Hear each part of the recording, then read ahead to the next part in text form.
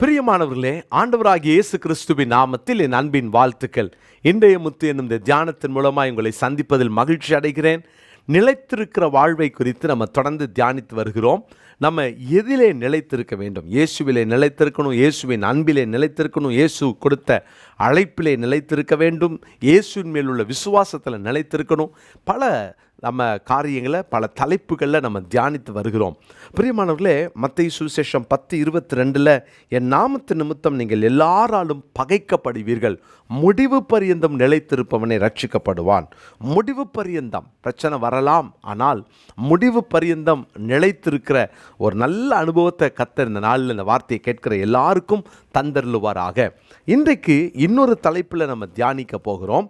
அப்போஸ்தலனாகிய பவுல் தீமோத்தேயுக்கு எழுதின 2வது நிருபம் 3ஆம் அதிகாரத்தின் 14வது வசனத்தை நான் வாசிக்கிறேன். 2 தீமோத்தேயு 3:14. நீ கற்று நிச்சயித்து கொண்டவைகளில் நிலைத்திரு. நிலைத்திரு. எதில் நிலைத்திருக்கணுமா?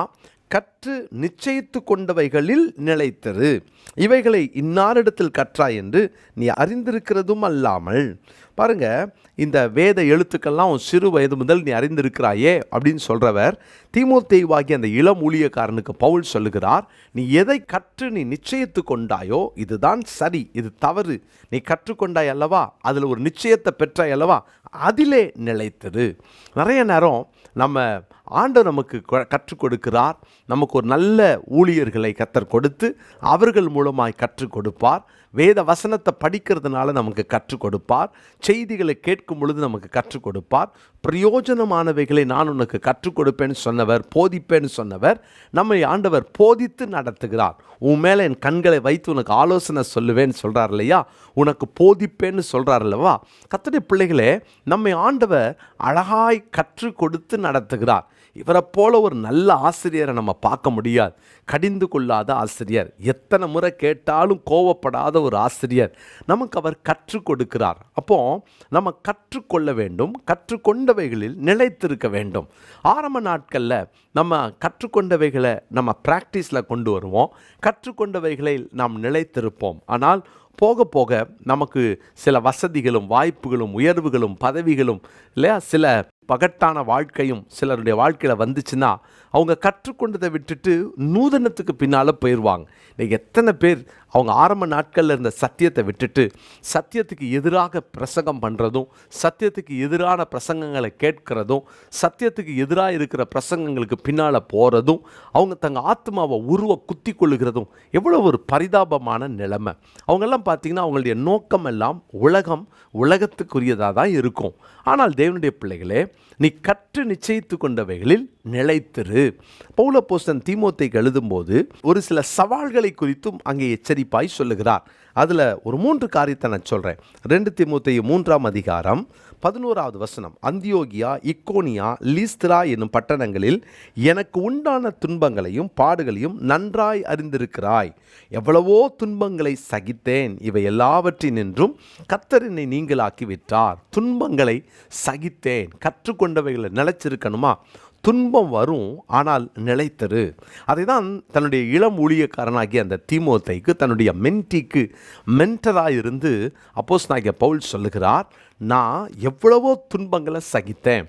பிரியமானவர்களே, நீங்கள் தேவ பக்தியாய் நடக்கும் பொழுது துன்பங்கள் வரும். அடுத்த வசனத்தில் பாருங்கள், 12ஆம் வசனம். அன்றியும் கிறிஸ்து இயேசுவுக்குள் தேவ பக்தியாய் நடக்க மனதாய் இருக்கிற யாவரும் துன்பப்படுவார்கள். துன்பம் வருமா? துன்பம் வரும். கிறிஸ்தவ வாழ்க்கையில் துன்பம் வராதுன்னு ஒரு பிரசங்கம் வந்துச்சுன்னா கர்த்தருடைய பிள்ளைகளே, அது நூதனமான உபதேசம். இவர்கள் கற்று நிச்சயித்து கொண்ட அந்த ஒரு கூட்டத்தை அவர்கள் அந்த ட்ராக்லேருந்து டீரெயில் பண்ணுறதுக்கு, அவங்க வேறு ட்ராக்குக்கு மாற்றுறதற்கு வழிவகை செய்கிறவர்கள். கவனமாக இருங்க. எந்த சூழ்நிலையிலும் நூதன உபதேசத்துக்கு செவி கொடுக்காதீங்க. உலகத்தில் உபத்திரவம் உண்டு. அதனால தான் அவர் சொல்கிறாரு, கிறிஸ்து இயேசுவுக்குள் தேவ பக்தியாய் நடக்க மனதாய் இருக்கிற யாவரும் துன்பப்படுவார்கள். துன்பம் நிச்சயமாக வரும். அதை யாரும், கர்த்தருடைய பிள்ளைகளை, கர்த்தருக்காக நீங்கள் வாழ்கிறீங்களா, அவருக்கு பரிசுத்தமாக வாழ போகிறீங்களா, இந்த உலகம் உங்களை துன்பப்படுத்தும். உங்களை சுற்றி பயங்கரமான துன்பங்கள் எதிர்த்து நிற்கும். எப்படி ஜெயிப்பது? அப்போ முதலாவது அந்த எல்லா துன்பங்களையும் சகித்து கொள்ளுங்கள். துன்பங்கள் வரும் பொழுதெல்லாம் சகித்து கொள்ளுங்கள்.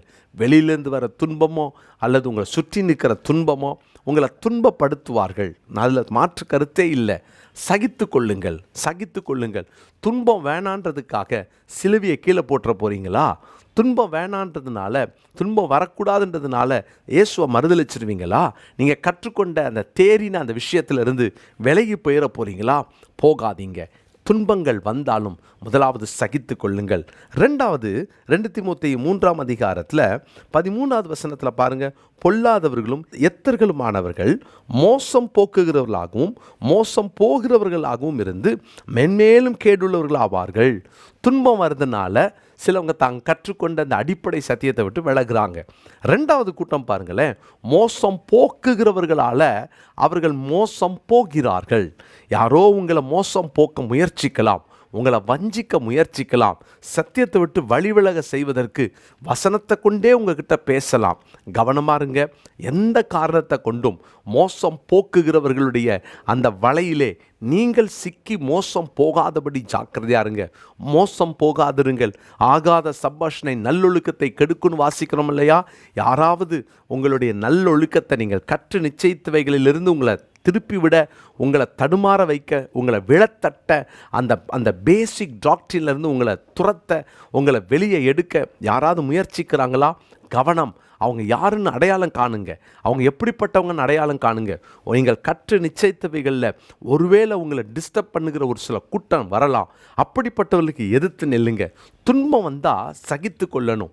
ஆனால் ரெண்டாவது கூட்டம் இருக்குது பாருங்கள், நீங்கள் கற்றுக்கொண்டதெல்லாம் மறக்கடிக்கிறதற்காக புதுசாக வருகிற உபதேசம், அதை சகிக்க வேண்டாம், எதிர்த்து நில்லுங்கள். அப்போ தான் நம்ம ஜெயிக்க முடியும். மூன்றாவது, கற்று நிச்சயித்தவைகளிலே எப்படி நிலைத்திருக்க முடியும்? அதுக்கு தான் 2 தீமோத்தேயு 3ஆம் அதிகாரத்தின் 16, 17 வசனம், 15வது வசனத்திலே அவர் ஆரம்பிச்சிட்டாரு பாருங்க. உன்னை ரட்சிப்புக்கேற்ற ஞானமுள்ளவனாகத்தக்க பரிசுத்த வேத எழுத்துக்களை நீ சிறு வயது முதல் அறிந்தவன் என்று உனக்கு தெரியும். வேத வாக்கியங்கள் எல்லாம் தேவ ஆவியினால் அருளப்பட்டிருக்கிறது. தேவனுடைய மனுஷன் தேறினவனாகவும் எந்த நற்கிரியையும் செய்ய தகுதி உள்ளவனாகவும் இருக்கும்படியாக அவைகள் உபதேசத்துக்கும் கனிந்து கொள்ளுதலுக்கும் சீர்திருத்தலுக்கும் நீதியை படிப்பித்தலுக்கும் பிரயோஜனமுள்ளவைகளாக இருக்கிறது. இவர் சொல்கிறாரு, நீ கற்று நிச்சயத்தில் நிலைச்சிருக்கணுமா? வசனத்துக்கு நீ திரும்பு. வேத வசனத்தினால நீ கட்டப்படு. எதெல்லாம் நீ கற்று நிச்சயித்தையோ அதிலிருந்து தடுமாறாமல் அதில் நிலைச்சிருக்கணும்னா வேத வசனத்துக்கு திரும்பு. வேத வசனம் என்ன செய்யும்? அந்த வேத வசனம் செய்கிறத தான் அவர் சொல்கிறாரு, உபதேசிக்கும். வேத வசனம் வாக்கு தத்தத்தை மாத்திரம் கொடுக்கறதல்ல, கடிந்து கொள்ளவும் செய்யும், சீர்திருத்தவும் செய்யும், நீதியையும் படிப்பிக்கும். நமக்கு அது பிரயோஜனமாக இருக்கும். அதனால தான் வேத வசனத்தை ஒவ்வொரு நாளும் நீங்கள் படித்து வேத வசனத்தில் நீங்கள் ஊன்ற கட்டப்பட்டீங்கன்னா நீங்கள் கற்று நிச்சயித்தவைகளிலே நிலைத்திருப்பீர்கள். ஜெபமில்லாமா? இன்னைக்குரிய மனப்பாட வசனத்தை குறித்து கொள்ளுங்கள். 2 தீமோத்தேயு 3ஆம் அதிகாரம் 16, 17 வசனங்களை நீங்கள் குறித்து கொள்ளுங்கள். 2 தீமோத்தேயு 3ஆம் அதிகாரம் 16, 17 வசனங்கள். ஜெபிப்போம். நல்ல தகப்பனே, நாங்கள் கற்றுக் கொடுக்கப்பட்டோம், போதிக்கப்பட்டோம். சில நேரம் எங்களுக்கு பாடம் கற்றுக் கொடுக்கிறீர், சில நேரம் எங்களை போதித்து நடத்துகிறீர். ஆண்டவரே, எதாயிருந்தாலும் நாங்கள் அவைகளிலே நிலைத்திருக்க கிருபை தாரும். ஆண்டவரே, நாங்கள் கற்று நிச்சயித்தவைகளை விட்டு ஒரு நாளும் நூதனத்துக்கு பின்னால் போயிடாதபடி ஆண்டவர், எத்தனை துன்பம் வந்தாலும் சகித்து கொள்ள உதவி செய்யுங்க. எத்தனை கள்ள உபதேசம் வந்தாலும் எதிர்த்து நிற்க உதவி செய்யுங்க. இவைகளெல்லாம் நாங்கள் நின்று தாக்கு பிடிக்கணும்னா உங்கள் வசனத்தால் நிரப்பப்படணுமே. அந்த வேத வசனங்கள் எங்கள் இருதயத்தில் எழுதப்பட்டு நாங்கள் வசனத்துக்கு உட்பட்டு நடக்கிறவர்களாக எங்களை ஒப்பு கொடுக்கிறோம். ஆவியானவர் தொடர்ந்து உடைய பிள்ளைகளை ஆளுகை செய்து நடத்தும். உடைய பிள்ளைகளை ஆண்டவரே சத்தியத்தில் நிலைத்திருக்க, கற்று நிச்சயித்தவைகளிலே நிலைத்திருக்க கிருபை பாராட்டும். உடைய நாம மகிமைப்படட்டும். இயேசுவின் நாமத்தில் ஜெபிக்கிறோம் நல்ல பிதாவே, ஆமென். கிறிஸ்துவுக்குள் பிரியமானவர்களே, இயேசு கிறிஸ்துவின் இனிய நல்ல நாமத்தில் என் அன்பின் வாழ்த்துக்கள். இந்த 2024 வருஷத்தின் பாராளுமன்ற தேர்தலுக்காக நம்முடைய தேசம் ஆயத்தமாகி கொண்டிருக்கிறது. எல்லா கட்சிகளும் மிக மும்முரமாக செயல்பட துவங்கிவிட்டார்கள். ஒருவேளை இந்த நாட்களில் என்ன நடக்கிறது என்று உலகமே உற்று பார்த்து கொண்டிருக்கிற இந்த நேரத்தில் இந்த கட்சி வரும், அந்த கட்சி வரணும், அது வந்தால் நல்லாயிருக்கும் என்றெல்லாம் சொல்லிக்கொண்டு ஒரு கூட்டம் எழும்பினாலும் தேவனுடைய ஜனமாகிய நீங்களும் நானும் மிக முக்கியமான கட்டத்தில் இருக்கிறோம் என்பதை மறந்துட வேண்டாம். நாம் என்ன செய்ய போகிறோம்? நாம் அதிகமாக ஜெபத்திலே தேவ சமூகத்திலே தரித்திருக்க போகிறோம். பிரியமானவர்களே, இந்த ஜெபத்தில் நீங்கள் கலந்து கொள்ள வேண்டும் என்று நான் அன்போடு கட்டாயமாக அழைக்கிறேன். காரணம், நீங்கள் யாராக இருந்தாலும் தேசத்தின் மேல் உங்களுக்கு விருப்பமும் பிரியமும் அன்பும் இருக்கும் என்றால், தேசத்தில் தேவன் எங்களுக்கு ஒரு சேமத்தை கட்டளையிடணும் அப்படின்ற ஒரு ஆசையும் எதிர்பார்ப்பும் உங்களுக்குள் இருக்கும் என்றால், நீங்கள் இந்த ஜெபத்தில் கலந்து கொள்ள வேண்டும். உங்களை அன்போடும் கட்டாயத்தோடும் அழைக்கிறேன். பிரியமானவர்களே, இன்னைக்கு நம்ம ஜெபிக்காவிட்டால் உண்மையிலேயே நாம் பெரிய பாவம் செய்கிறோம் என்பதில் சந்தேகம் இல்லை. ஜெபிக்காவிட்டால் அது பாவம். நாம் ஜெபிக்க ஆண்டவர் இன்றைக்கு நமக்கு ஒரு நல்ல வாய்ப்பை தந்திருக்கிறார். பாருங்க, ஏப்ரல் 1ஆம் தேதியிலிருந்து ஜூன் மாதம் 1 தேதி வரைக்கும் நம்ம தொடர்ந்து ஜெபிக்க போகிறோம். ஆனால் கருமையான தேவனுடைய பிள்ளைகள், இந்த 2 மாதமும் இடைவிடாமல் நம்ம ஜெபிக்க போகிறோம். அதாவது 24/7 ஒரு செயின் ப்ரேயரை அரேஞ்ச் பண்ண ஆண்டவர் பாரப்படுத்தினார். எனவே நீங்கள் இந்த வீடியோவை பார்க்குறவங்க உடனடியாக உங்கள் சபையில் இருக்கிற யாருக்காவது நீங்கள் அனுப்புங்க. உங்கள் கான்டாக்டில் இருக்கிற தேவ ஜனங்களுக்கு நீங்கள் அனுப்புங்க. நீங்கள் கூப்பிடுங்க. நீங்கள் பார்க்குற நீங்கள் ஒரு டீமை உருவாக்குங்க. ஒரு குரூப்பை நீங்கள் உருவாக்கலாம். அந்த குரூப்பில் நீங்கள் ஒரு லீடராக இருங்க. அந்த குரூப்பில் 96 பேரை நீங்கள் இணைக்க வேண்டும். பிரியமானவர்களே, உடனே உங்கள் மனசில் 96 பேரை நான் எங்கே போய் பிடிப்பேன், யாரை பிடிப்பேன் அப்படின்னு நீங்கள் நினைக்கலாம். நீங்கள் ஃபோனில் ஒருவரை அழைங்க. அந்த ஒருவர்கிட்ட சொல்லுங்கள், உங்களுக்கு தெரிந்த ஒருத்தரை கூப்பிடுங்கன்னு சொல்லுங்கள். இப்படி உங்கள் டீமில் 96 பேரை சேருங்க. எதுக்கு இந்த 96 பேர்? 1/4 மணி நேரத்துக்கு ஒருவர் என்ற அந்த நிலையில் 1 மணி நேரத்துக்கு 4 பேர், 24 மணி நேரத்தில் 96 பேர் ஜெபிக்க வேண்டும். ஒருவேளை மத்தியானத்துக்கு மேலே மறுபடியும் நீங்கள் அந்த ப்ரேயரில் 1/4 மணி நேரம் கலந்துக்கிறீங்களா? ரொம்ப நல்லது. காலையில் நான் வேலைக்கு போகிறேனே, என்னால் காலையில் ஜெபிக்க முடியாதுன்னு நினைக்கிறீங்களா? வீட்டில் இருக்கிறவங்க அல்லது ஒர்க் ஃப்ரம் ஹோம் அப்படின்னு சொல்கிறவங்க அல்லது ஹோம் மேக்கர்ஸ், நீங்கள் என்ன பண்ணலாம், காலையில் அந்த டைமை எடுத்துக்கோங்க. வேலைக்கு போயிட்டு வரவங்களுக்கு சாயங்காலம் 5 மணிக்கு மேலே நீங்கள் கொடுக்கலாமே.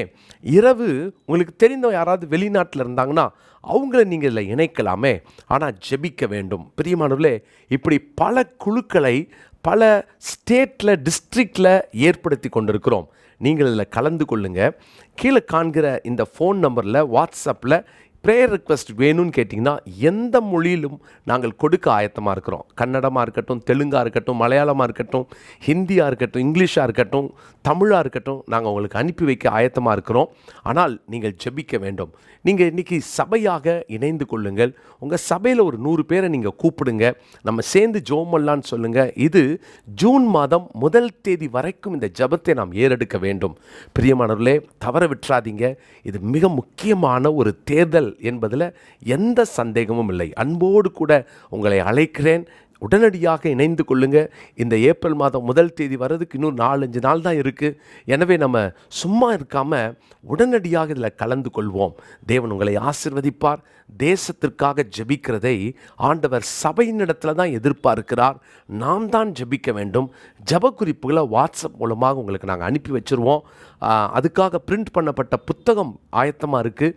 எந்த மொழியில் இருந்தாலும் சரி, நாங்கள் உங்களுக்கு அதை அனுப்பி வைக்கிறோம். எனவே தேவன் இந்த நாட்களில் நம்மளை எழுப்பி கொண்டிருக்கிறார். ஜெபிப்போம்.